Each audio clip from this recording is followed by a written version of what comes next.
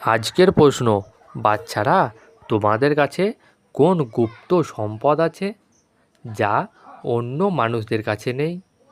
উত্তর, তোমাদের ভগবান বাবা পড়ান, সেই পড়ার জন্য খুশির গুপ্ত খাজানা তোমাদের কাছে আছে। তোমরা জানো যে আমরা যা পড়ছি তা ভবিষ্য অমর লোকের জন্য, মৃত্যু লোকের জন্য নয়। বাবা বলেন, ভোরবেলা উঠে ঘরে ফেরো, শুধু এই সর্বপ্রথম পাঠ স্মরণ করো, তাহলে খুশির সম্পদ জমা হতে থাকবে।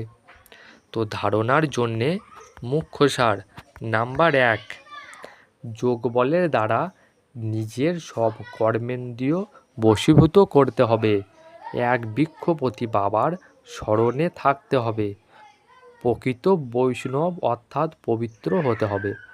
দ্বিতীয়, ভোরবেলা উঠে প্রকৃত পাঠ পাকা করতে হবে যে আমি শরীর নয়, আত্মা।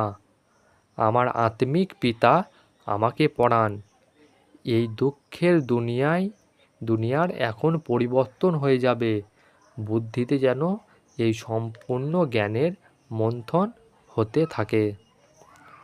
ওম শান্তি।